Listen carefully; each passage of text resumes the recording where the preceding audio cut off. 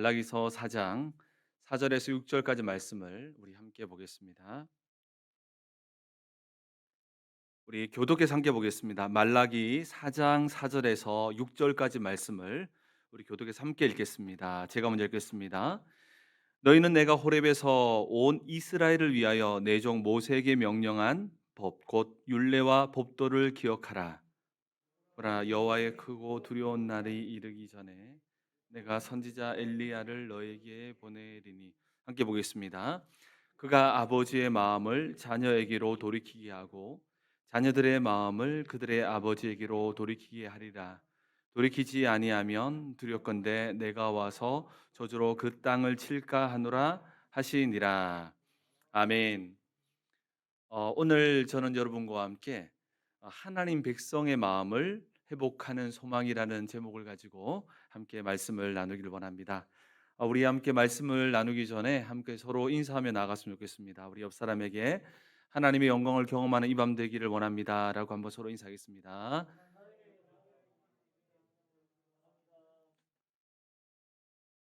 우리 교회 매 학기에 훈련 사역국이 있는데요. 훈련 사역국에서는 훈련과 교육을 개설해서 성도님들의 영적인 성장을 돕고 있는데요.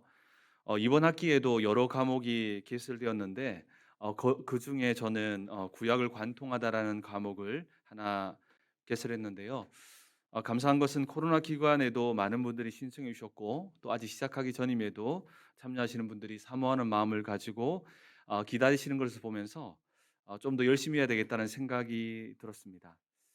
틈틈이 시간을 좀 내어서 이번에 이런 학기를 준비하면서 구약 전체의 자료들을 다시 구약 전체를 정리하면서 또 교재를 만들면서 창세기부터 말라기까지 전체 내용을 한번 살펴보니까 전체 구약의 내용에서 제 마음에 깨달아지는 진리가 하나 있었습니다. 그러니까 창세기부터 말라기까지 한번 쭉 정리를 해 보니까 제 마음속에 깨달아지는 하나의 진리가 있었는데요. 그것은 하나님의 사랑은 하나님의 진노보다 훨씬 강하다라는 것이었습니다. 하나님의 사랑이 하나님의 진노보다 훨씬 강하다는 것이죠. 여러분 구약을 읽다 보면은 때로는 무서운 하나님의 진노에 집중하다 보면 자칫하면 놓칠 수 있는 것이 있는데요. 그것은 그 무서운 진노보다 그 강한 분노보다 훨씬 강한 하나님의 사랑입니다. 이런 전제 속에서 성경을 읽어야 하나님을 오해하지 않을 수 있습니다. 우리가 구약 속에서 하나님의 사랑이 하나님의 심판보다 더 뜨겁고 강렬하다는 사실을 발견할 때 우리는 비로소 하나님 안에서 놀라운 것을 발견하는데요. 바로 소망을 발견하게 됩니다. 하나님 안에서 소망을 발견하게 된다는 것이죠. 사실 이러한 하나님의 사랑이요. 구약 백성들에게 소망이었고요. 우리에게도 소망이 됩니다. 하나님께서는요. 심판과 분노 중에도 소망을 예비하시며 새로운 더 좋은 언약을 준비하는 것을 보게 됩니다. 이것이 하나님의 사랑이라는 것이죠. 하나님께서 심판 중에서도 소망을 예비하시며, 여러분 심판은 어떤 순간입니까? 굉장히 위협적이고 무서운 순간이지만 그 뒷면에 하나님께서는 소망을 예비하시며 우리를 위해서 일하시는 분이시라는 것이죠. 그 속에서 우리는 하나님의 사랑이 하나님의 심판보다 더 강렬함을 깨닫게 되며 우리는 하나님의 손을 끝까지 놓지 않게 되는 것입니다. 오늘 우리가 읽은 본문에서도 변한 것 같으면서도 절대 변하지 않는 이스라엘의 절망적인 모습 속에 하나님은 새로운 소망을 준비하시는 것을 봅니다. 하나님 앞에서는 타락한 이스라엘을 향해 하나님께서는 그들 앞에서는 큰 소리로 진노하시지만 그 뒤에서는 하나님께서 그들의 손을 끝까지 놓지 않게 하기 위해서 새로운 소망을 준비하시는 하나님을 발견하게 됩니다. 이스라엘이 잘못했고 범죄했을 때는 이스라엘 앞에서는 크게 분노하시며 진노하시지만 그 뒷면에서는 이스라엘의 새로운 소망을 준비하시며 예비하시는 하나님의 모습을 발견할 수 있습니다. 이 소망은 하나님께서 직접 준비하십니다. 오늘 본문을 통해서는요, 하나님께서 준비하시는 그런 소망은 무엇이며 그 소망을 발견함으로 그 소망을 누리는 저와 여러분 되기를 예수 그리스도 이름으로 축복합니다. 오늘 본문은 구약 성경에서 제일 마지막 부분입니다. 구약 성경의 제일 마지막 성경인 말라기에서도 가장 마지막 절입니다. 그렇기 때문에 굉장히 의미 있는 부분입니다. 사실 오늘 본문은요, 구약 성경 전체의 결론과 같으며 신약 성경의 방향을 말해주기도 합니다. 그렇기에 오늘 본문은 매우 중요한데요. 오늘 본문의 말씀을 하시고 여러분들 아시다시피 하나님께서는 400년간 침묵의 기간을 가십니다. 오늘 본문에서 먼저 말라기 선지자는 구약을 마무리하면서 먼저 율법을 기억하라고 말씀하는데요. 왜냐하면 이스라엘 역사 속에서 고통과 실패의 중심에는 율법을 잊고 하나님을 떠난 근본적인 이유가 있었기 때문입니다. 그렇기 때문에 근본적으로 율법을 기억하고 지켜서 하나님을 떠나지 말 것을 오늘 본문에서는 분부하고 있습니다. 오늘 본문 4절을 보니까 이렇게 말씀하고 있죠. 너희는 내가 호렙에서 온 이스라엘을 위하여 내 종 모세에게 명령한 법 곧 율례와 법도를 기억하라. 여러분 사실요, 이스라엘이 처음 율법을 받았을 때 어땠습니까? 그때는요, 정말 잠시였지만, 정말 시간은 일시적이었지만 정말 하나님의 백성의 마음으로 기쁘게 이 율법을 받았습니다. 하지만 그들은 금방 변했고 끊임없이 율법을 어김으로 고통의 연속이었습니다. 하나님은 수많은 방법으로 이스라엘이 율법 속에서 살아가도록 이끄셨지만 그들은 율법을 버리고 우상을 섬겼습니다. 회복의 순간들도 있었습니다. 하지만 그 순간들이 길지 않았고 금방 율법을 잊고 세상에 빠져 살아갔습니다. 이것이 이스라엘의 역사였습니다. 율법은요, 사실 오늘 본문과 같이 이스라엘을 위하여 선물로 주신 것입니다. 오늘 본문에서도 분명히 호렙에서 온 이스라엘을 위하여라고 말씀하시며 하나님께서요, 이스라엘을 위하여 율법을 주셨다라고 말씀합니다. 하나님은요, 이스라엘의 행복을 위하여 율법을 선물로 주셨습니다. 그런데 왜 이스라엘은 율법의 축복을 누리지 못했을까요? 그것은 율법의 문제가 아닌 이스라엘의 문제였으며 한계였습니다. 여러분, 율법은요, 하나님의 나라의 영광을 경험하는 통로였는데요. 하나님께서는 하나님의 의가 되는 이 율법을 지킴으로 이스라엘에게 일시적이지만 하나님 나라의 영광이 무엇인지를 경험하게 하셨습니다. 또한요, 하나님께서는 이것보다 더 큰 계획이 있었는데요. 또한 율법을 지키는 이스라엘을 통해서 열방 가운데에 하나님의 영광, 하나님 나라의 영광을 이스라엘을 통해서 드러내기를 원하셨습니다. 이때 하나님께서는 이스라엘 가운데 거하셔서 이들에게 복을 베푸셔서 이들을 아브라함에게 약속했던 것처럼 복의 근원으로 세우기를 원하셨습니다. 그런데 문제는 율법의 준행에 있어서 이스라엘의 한계가 드러났다는 것이죠. 더 정확하게 말하면 인간의 한계가 드러났다는 것이죠. 여러분, 이스라엘의 신앙 고백이 무엇입니까? 이스라엘 신앙 고백이 쉐마인데요. 쉐마는 신명기 6장을 말하는데 내용은 이렇습니다. 여호와는 유일한 하나님이시며 너는 마음을 다하고 뜻을 다하고 힘을 다하여 여호와를 사랑하라는 것이죠. 이게 사실 이스라엘의 우리의 사도신경 같은 신앙 고백입니다. 이스라엘은요, 이것을 지키기 위해서 손목에도 미간에도 또 붙일 뿐 아니라 항상 외우고 강론했습니다. 그런데요, 인간의 죄성은요, 유일하게 하나님을 섬기는 것도 하나님을 마음과 뜻을 다해 사랑하는데 한계를 드러냈습니다. 이스라엘 역사는요, 율법 준수에 있어서 끊임없이 실패하고 끊임없이 우상 숭배에 빠졌습니다.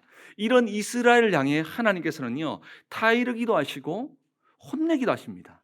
근데 효과는 그때뿐. 그들은 다시 죄의 종이 되어서 율법을 어기고 죄를 지었습니다. 이스라엘 구약 역사를 보면 그때뿐이지 바뀌지 않았습니다. 심지어요, 나라가 망하게 되어 70년 동안이나 포로가 되게 하셨습니다. 그때 그들은 정말 여호와께 회개하며 다시 시작하는 마음으로 예루살렘으로 돌아갑니다. 그래서 하나님은요, 그들에게 놀랍게도 성전을 재건하게 하셨고요, 정말 성벽도 재건하게 하셨고요, 또한 위대한 선지자들을 통해서 회개 운동도 일어나게 하셨습니다. 그 다음 이스라엘은 새 이스라엘이 되었을까요? 정말 그러한 성전을 짓고 성벽을 짓고 정말로 에스라와 학개와 같은 유일한 정말 뛰어난 그런 사람들의 말씀을 듣고 변화도 있었지만 정말 그들이 새 이스라엘로 거듭났습니까? 이스라엘을 향한 하나님의 뜻대로 율법에 온전히 순종함으로 하나님의 영광을 경험하며 살아감으로 정말 이스라엘 통해서 온 열방 가운데에 하나님의 영광이 드러났냐는 것입니까? 아니었습니다. 그들은 다시 죄의 동으로 돌아갔습니다. 이런 모습들은 더 이상 소망이 없어 보입니다. 사실 이것은 인간의 모습이기도 하거든요. 더 이상 소망이 없어 보이는 이스라엘 향해서 하나님께서는요, 소망을 준비하십니다. 이렇게 소망 없어 보이는 이 역사 속에 이스라엘 향해서 하나님께서는요, 이스라엘에게 준비하시는 새로운 소망을 선포하시는데요, 그 소망이 바로 오늘 본문의 4절과 5절 말씀입니다. 우리 4절과 5절 말씀을 같이 한번 더 5절과 6절입니다. 5절과 6절 말씀을 같이 한번 마지막 절 읽어보겠습니다. 읽겠습니다. 시작. 보라, 여호와의 크고 두려운 날이 이르기 전에 내가 선지자 엘리야를 너에게 보내리니 그가 아버지의 마음을 자녀에게로 돌이키게 하고 자녀들의 마음을 그들의 아버지에게로 돌이키게 하리라. 돌이키지 아니하면 두렵건대 내가 와서 저주로 그 땅을 칠까 하노라 하시니라. 여러분, 5절과 6절, 여러분 말라기서는요, 성전이 이제 지어졌습니다. 성벽도 지어졌습니다. 이제 모든 것이 또 나름대로 영적인 부흥도 있었습니다. 그런데 그들이 변하지 않았습니다. 이들에게 하나님은 5절과 6절을 통해 소망을 선포하고 계시는데요, 그 중심에는 엘리야가 있었습니다. 하나님께서 먼저 오늘 본문에 보니까 엘리야를 보내서 하나님의 소망을 이룰 준비를 하시겠다고 말씀하고 있습니다. 말라기가 예언하고 있는 엘리야는 누구일까요? 바로 예수님의 길, 주님의 길을 예비하고 준비하는 여러분 세례 요한입니다. 하나님께서 보내신 엘리야는 실제로 우리가 구약에서 보는 엘리야가 아닌 엘리야의 심령과 능력으로 예수님의 오심과 그 길을 준비하는 세례 요한입니다. 가브리엘 천사가 세례 요한의 잉태를 사가랴에게 예언할 때 오늘 말라기 본문을 인용해서 예언합니다. 누가복음 1장 11절에 보면은 이렇게 기록되어 있습니다. 자막이 나올 거라 봅니다.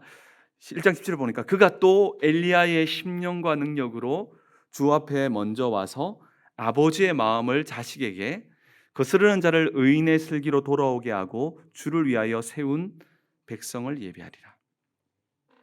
가브리엘이 자식 없는 사가랴 제사장에게 자식을 허락하시는데, 엘리야의 능력과 심령으로 주 앞에 먼저 와서 그리스도 앞에 먼저 와서 주의 길을 예비하게 된다라고 말씀하는데요, 그리스도께서 이 가실 길들을 미리 열어놓게 된다는 것이죠. 그 길이 어떤 길일까요? 바로 6절과 연결됩니다. 6절에 보면 이렇게 말씀하고 있습니다. 그가 아버지의 마음을 자녀에게로 돌이키게 하고 자녀들의 마음을 그들의 아버지에게로 돌이키게 하리라. 돌이키지 아니하면 두렵거든 내가 와서 저주로 그 땅을 칠까 하노라 하시니라. 여러분, 6절은요 굉장히 또 의미가 있는 것은 말라기가 마지막 성경인데 그 마지막 성경 중에서도 제일 마지막 절입니다. 구약 성경의 제일 마지막 절. 이 제일 마지막 절 안에는 놀라운 것이 숨겨져 있는데요. 이 구절 안에는 이스라엘과 우리에게 주시는 소망이 숨겨져 있습니다. 6절 말씀을 보면 이렇게 말씀하고 있습니다. 엘리야가 오면 아버지의 마음을 자녀에게로 돌이키게 하고 자녀들의 마음을 그들의 아버지에게로 돌이키게 하리라라고 말씀하는데 이게 무슨 말일까요? 여기서 이 아버지는 하나님을 말하는 것이 아닙니다. 원어로 보면 아버지와 자녀 모두 복수로 되어 있습니다. 그래서 원문으로 보면 이렇게 되어 있습니다. 어떤 의미냐면 아버지들의 마음을 자녀에게로 돌이키게 하고 자녀들의 마음을 그들의 아버지에게로 돌이키게 하리라 라는 말인데요. 이걸 조금 더 의역해 보면 이렇게 의역할 수 있습니다. 자, 엘리야가 오면 아버지들의 마음으로 자녀들을 돌이키게 하고 변화시키고 또 자녀들의 마음으로 그들의 아버지들을 돌이키게 하리라, 변화시키리라 라는 뜻입니다. 그럼 오늘 본문에서 중요한 게 뭐가 되겠습니까?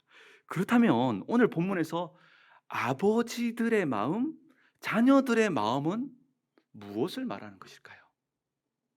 이게 굉장히 중요한 거 아니겠습니까? 그 아버지들의 마음, 자녀들의 마음이 아버지를 변화시키고 또 아버지들의 마음이 자녀를 변화시키는데요. 이거 무엇을 말하는 걸까요? 바로 경건한 하나님 백성들의 마음을 말합니다. 바로 하나님 백성의 경건한 마음을 말하는 것입니다. 이스라엘이요, 처음 시내산에서 가졌던 하나님 백성으로서의 마음을 다시금 회복시키겠다라는 말씀입니다. 결론은요, 구약의 결론은 이렇게 정리할 수 있습니다.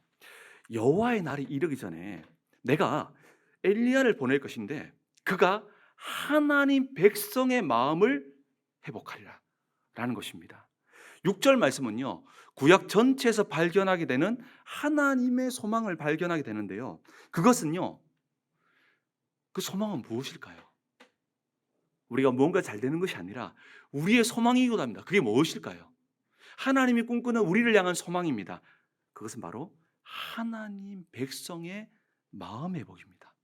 마음 회복입니다. 절망적인 이스라엘, 소망이 없어 보이는 이스라엘, 성전도 지었고 좋은 선지자도 보냈고 성벽도 지어봤지만 그들의 모습은 절망적이었습니다. 이들을 향해서 소망을 주시는데 그것은 바로 하나님 백성의 마음을 회복시키는 것입니다. 하나님께서 하나님 백성의 마음을 회복시킴으로 결국 이스라엘이 율법을 준수할 뿐 아니라 결국 하나님을 진심으로 사랑하게 하신다는 것입니다. 이를 위해서 먼저 누구를 보냅니까? 바로 이 일을 위해서 세례 요한을 먼저 보내서 이 일을 준비하는 것입니다. 이 일은 무엇입니까? 하나님 백성의 마음을 회복시키므로 하나님 율법의 본질인 사랑과 섬김이 그들 내면에서 이루어지며 사랑과 섬김을 이루어내는 그 삶을 통해서 열방 가운데에 하나님의 영광을 드러내는 원래 이스라엘 향한 하나님의 뜻을 이제 완벽하게 드러내겠다는 것입니다. 세례 요한을 보내서 이 일을 준비시킨다면 이 일은 궁극적으로 누가 하게 됩니까? 바로 예수 그리스도가 하게 되는 것입니다. 예수 그리스도께서 이 땅에서 오셔서 궁극적으로 이루실 일이 무엇입니까? 바로 하나님 백성의 마음을 회복하게 함으로 하나님과의 관계를 회복함으로 하나님 나라가 임하게 하는 것입니다. 그런데 오늘 선포된 소망은 사실은요, 오래전부터 하나님께서 끊임없이 약속하셨던 소망이었습니다. 여러분, 신명기를 보면요, 하나님께서 율법을 통해서도 마음의 변화를 꿈꾸셨음을 알 수 있는데요, 신명기 10장 16절을 보면 이렇게 말하고 있습니다. 신명기 10장 16절에 이렇게 말하고 있습니다. 그러므로 너희는 마음에 할례를 행하고 다시는 목을 곧게 하지 말라. 하나님께서는요, 사실은요, 율법을 시작해서 결국은요, 마음의 변화를 꿈꾸셨습니다. 이스라엘에게 할례의 율법을 말씀하시면서 궁극적으로 마음의 할례를 소망하셨다는 것이죠. 사실 할례는요, 율법을 보십시오. 마음이 하라는 말이 어디 있습니까? 육체에다가 하는 것입니다. 그런데 하나님은 처음부터 마음의 할례를 꿈꾸고 그 소망을 이스라엘 가운데에 두셨다는 것이죠. 그런데 문제는 이스라엘 힘으로 육신의 할례를 뛰어넘지 못한다는 것입니다. 그들의 힘으로 마음의 할례에 이르지 못한다는 것이죠. 그렇기 때문에 그들은 완고한 마음을 끝까지 가지고 있었습니다. 고집스럽고 완고한 마음이 그들 내면 속에 있었고 율법으로 바꿀 수 없었다는 것이죠. 그러니 어떻게 합니까? 더 좋은 언약을 하나님은 바라보게 하셨는데 그것은 바로 마음의 할례였습니다. 여러분, 예레미야는 이스라엘을 향해서 하나님의 율법을 어기고 결국 멸망하여 포로되어 끌려가게 되겠다고 심판의 메시지를 쏟아놓지만, 그러면서도 그 뒤에 하나님의 모습을 말씀하시는데요, 하나님은 그들에게 절망하지 말라고 말씀하시면서 소망을 주시는데요, 그 소망의 중심에 무엇인지 아십니까? 바로 새 언약입니다. 새 언약. 여러분, 예레미야 31장 31절부터 33절까지는 새 언약인데요, 이게요 우리에게 주시는 소망이고요, 정말 이스라엘이 주시는 소망이었습니다. 31절부터 33절까지 이렇게 말씀하고 있습니다. 여호와의 말씀이니라. 보라, 날이 이르노니 내가 이스라엘 집과 유다 집에 새 언약을 맺으리라. 이 언약은 내가 그들의 조상들의 손을 잡고 애굽 땅에서 인도하여 내던 날에 맺은 것 같이 아니할 것은 내가 그들의 남편이 되었어도 그들이 내 언약을 깨뜨렸습니다. 여호와의 말씀입니다. 그러나 그날 후에 내가 이스라엘 집과 맺을 언약은 이러하니 곧 내가 나의 법을 그들 속에 두며 그들의 마음에 기록하여 나는 그들의 하나님이 되고 그들은 내 백성이 될 것이라. 여호와의 말씀이니라.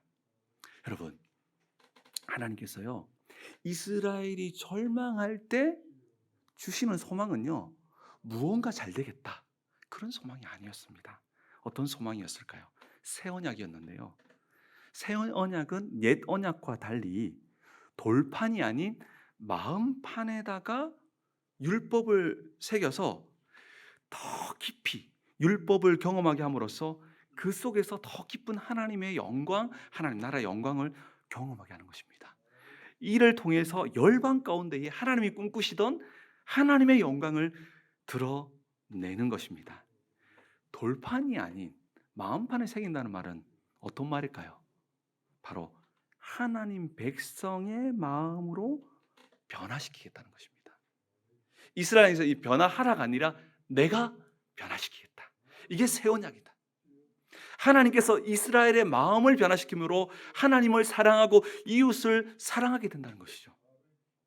이 일을 이제는 하나님께서 하시겠다는 겁니다. 그러면서 하나님께서는요, 하나님의 마음을 어떻게 변화시키겠다고 약속하십니까? 바로 그 비밀이 에스겔 11장에 기록되어 있는데요, 여러분, 에스겔 11장은요 하나님께서 왜 바벨론에 있는 에스겔에게 임재하셨는지 보여주는데요, 사실 에스겔이 포로로 있었을 때 우상 숭배와 율법의 거부, 율법을 준수하지 않는 모습들이 심해져서 하나님은요 사실 성전을 떠나십니다. 사실 성전을 떠나시니 이스라엘이 멸망하게 되지요. 하지만 하나님께서 자기 백성을 버리신 것이 아니었는데요, 오히려 포로된 이스라엘과 함께 하십니다. 성전이 무너졌을 때 하나님께서 이스라엘을 버린 것이 아니라 바벨론에 포로된 이스라엘과 함께 하셨다는 것이죠. 마치 이스라엘과 함께 포로가 되어 주셨다는 것이죠. 포로된 이스라엘과 함께 계셨다는 것이죠. 그렇기에 바벨론에 있는 에스겔에게 하나님이 나타나시고 임재하신 것은 상당한 의미가 있는 것입니다. 절망 중에 있는 포로된 이스라엘을 향해서 에스겔을 통해서 소망을 주시는데요, 그것은 그 소망이 무엇이었냐? 하나님 백성의 마음을 회복하는 것이었습니다. 에스겔 선지자는요 하나님께서 돌 같은 마음을 제거하여 살같이 부드러운 마음을 주실 것이라고 말씀합니다. 바로 하나님 백성의 마음을 회복할 것인데 어떻게 회복할지를 더 구체적으로 말씀합니다. 에스겔 11장 19절에서 20절에 보면 이렇게 말씀하고 있죠. 내가 그들에게 한 마음을 주고 그 속에 새 영을 주며 그 몸에서 돌 같은 마음을 제거하고 살처럼 부드러운 마음을 주어 내 율례를 따르며 내 규례를 지켜 행하게 하리니 그들은 내 백성이 되고 나는 그들의 하나님이 되리라. 여러분, 어떻게 하나님 백성의 마음을 회복시키겠다고 말씀합니까? 19절에 보니까 그들 속에 새 영을 주며, 그들 속에 새 영을 주며, 바로 성령입니다. 바로 열쇠는 성령이라는 것이죠. 하나님께서 에스겔 선지자를 통해 소망 없는 이스라엘에게 소망을 주시는데요. 그것은 바로, 그 소망은 바로 그들의 마음을 변화시킴으로 하나님의 율법을 지키게 함으로써 하나님의 나라의 영광을 경험하게 하고 그들의 인생을 통해서 하나님의 영광을 열방과 민족 가운데에 드러내시겠다는 것입니다. 바로 그 비밀이 바로 새 영, 성령을 통해 이루겠다고 말씀하는 것입니다. 그렇다면 우리는 오늘 말씀에서 중요한 사실을 깨닫게 됩니다. 그것은 하나님께서 이스라엘을 향해 하나님 백성의 마음을 처음부터 회복하기를 원하셨다는 것입니다. 그러나 인간의 한계는 죄성 때문에 자신의 힘과 노력으로 이겨내기에는 한계가 있다는 것입니다. 그것은 이스라엘 역사를 통해서 분명하게 보여줬습니다. 또한 그것 때문에 실패했습니다. 이것이 바로 이스라엘 역사였습니다. 그렇기 때문에 이스라엘 자체로는 소망이 없고 더 나아가서는 우리의 모습과 우리의 노력과 우리의 것으로는 소망이 없다는 것이죠. 이때 하나님께서는 이스라엘에게 소망을 찾지 않고 하나님에게서 소망을 찾고 그 소망을 준비하시는데요. 그것은요, 이스라엘의 마음을 변화시키는 것입니다. 이스라엘의 마음을 변화시킴으로 사랑과 섬김의 율법의 정신을 우리의 마음 가운데 임하게 하고 이 땅에 실현함으로 우리가 서 있는 그곳에 하나님의 나라가 임하게 하며 열방에 하나님의 영광을 선포하기를 원했다는 것입니다. 그 중심에 바로 성령이 계셨다는 것입니다. 인간의 마음을 변화시키는 이 소망의 일은 누가 합니까? 예수 그리스도께서 이루셨으며 예수 그리스도께서 십자가에서 죽으시고 부활하심으로 모든 믿는 자에게 성령을 부어주심으로 약속하셨던 돌 같은 우리의 마음이 부드럽게 되며 우리의 마음 가운데 말씀은 우리의 마음 가운데 말씀이 새겨지는 놀라운 일들을 이미 시작하셨고 시작하고 계심을 믿으시기 바랍니다. 이 놀라운 일들을 우리는 우리 안에서 보아야 합니다. 오늘 본문에서 말라기 선지자는 세례 요한을 먼저 보내서 이 원대한 일들을 준비하고 또 그 일들을 준비하게 하셨음을 말씀하는 것입니다. 우리는 예레미야가 말했던 새 언약의 시대를 살아가고 있습니다. 우리에게 주셨던 정말 소망이 무엇인지를 봐야 합니다. 여러분, 우리의 소망이 무엇입니까? 우리의 소망은요, 우리가 변화될 수 있다는 사실입니다. 또한 우리는 그 소망이 무엇인지를 알고 그 소망을 누리는 삶을 사는 것은 굉장히 중요합니다. 그렇다면 하나님께서 우리에게 주셨던 소망은 정말 무엇일까요? 첫 번째로는 성령으로 말미암아 우리는 하나님의 백성의 마음을 회복할 수 있습니다. 여러분, 우리의 힘과 노력으로는 절대로 마음을 변화시킬 수 없습니다. 여러분, 마음의 변화는요, 그냥 흉내내는 게 아닙니다. 물이 포도주로 변화됐듯 질적 변화가 일어나야 하는 것인데요, 이것은 우리 힘으로 되는 것이 아닙니다. 우리 모두 변화되길 원하지만 얼마나 변하지 않습니까? 그 증거는 어디 있습니까? 여러분 자신을 보면 알 수 있습니다. 그러니 교회 안에서도 사람은 절대로 변하지 않는다는 말이 쉽게 통용되곤 합니다. 그러나 성경은 다르게 말합니다. 성경은요, 성령으로 말미암아 하나님의 백성의 마음을 변화시키는 것이 하나님의 소망이며 또한 우리의 소망이라고 말하고 있습니다. 우리는 돌 같은 우리의 마음이 우리 안에 부으신 성령으로 말미암아 질적인 변화가 일어날 수 있다는 사실을 믿어야 합니다. 여러분, 우리는요, 물이 포도주로 변화된 것을 믿는 것은 쉽지만요, 우리가 변화될 수 있다는 사실을 믿지 않는 경우가 너무나 많습니다. 성경은 다르게 말합니다. 물이 포도주로 변화될 수 있듯이 우리 또한 변화될 수 있다라고 이야기하고 이것을 먼저 믿으라고 말하고 있는 것입니다. 이것이 우리의 소망이 되어야 된다라고 말하고 있는 것입니다. 우리는 이것을 간구해야 합니다.